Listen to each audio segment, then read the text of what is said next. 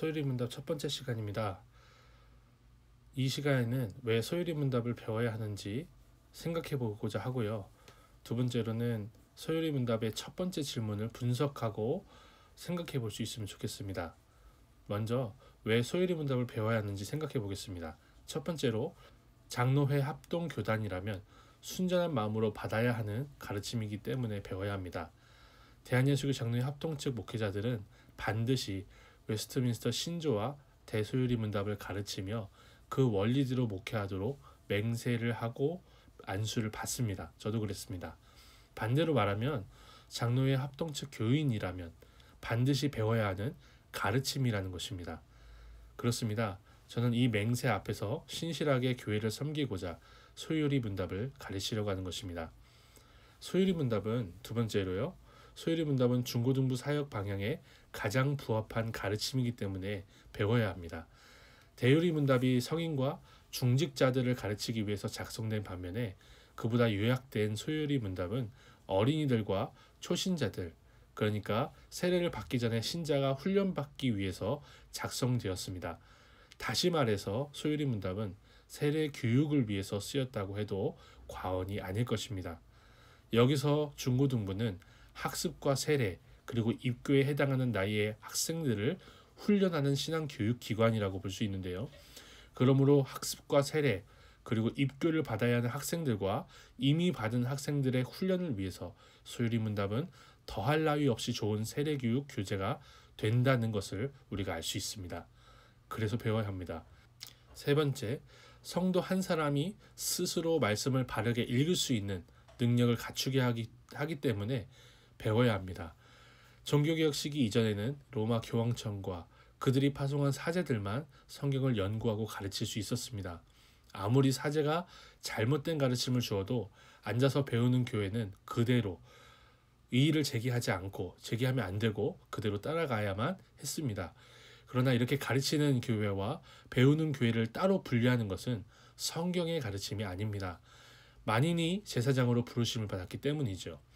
그래서 종교개혁 시기의 개혁 교회들은 모든 성도들이 스스로 성경을 읽고 연구할 수 있는 기초적인 능력을 길러주고자 질문과 대답으로 구성된 요리 문답을 많이 작성했습니다.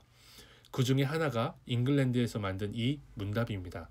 그렇습니다. 성도 한 사람이 스스로 성경을 읽고 바르게 해석할 수 있는 능력을 갖추게 하는 체계적인 틀, 이것이 요리 문답서입니다.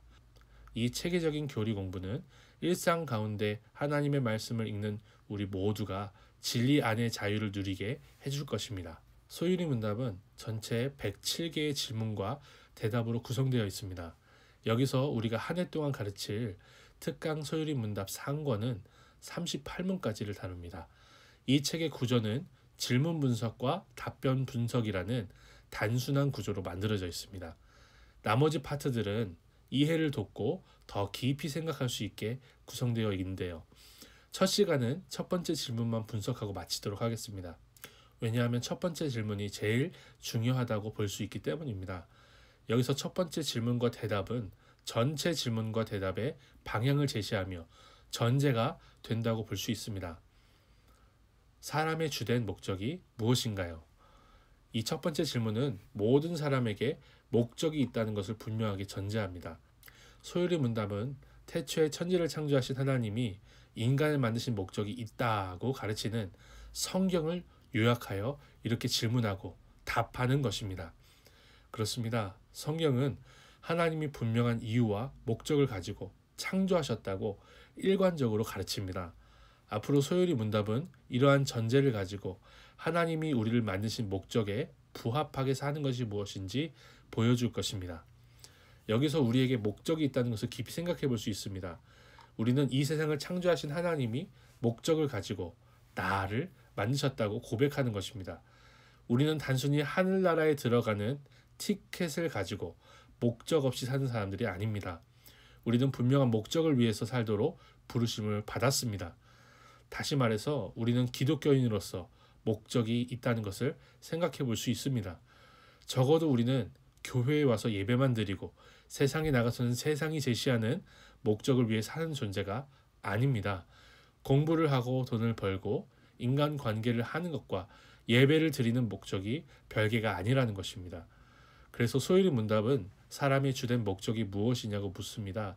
사람의 모든 목적들 가운데 가장 궁극적인 주된 목적을 묻는 것입니다. 우리가 대학에 가고 직장을 다니는 등의 모든 세상적인 일들과 하나님을 예배하는 것은 궁극적인 인간의 목적 아래 묶이게 된다는 것입니다. 그래서 첫 번째 질문은 그냥 인간의 목적이 아니라 주된 목적을 묻고 있는 것입니다. 바로 이렇게 인생의 모든 크고 작은 목적들을 모두 수단으로 삼을 정도로 크고 궁극적인 목적이 있다는 것을 전제하고 질문함으로 가르치는 것입니다. 한 해 동안 이 말씀을, 이 교리 문답을 잘 가르치시고 또 선생님들이 이 교리 문답을 통해서 스스로 말씀을 읽고 묵상하는 능력을 기르시기를 부탁드립니다. 감사합니다.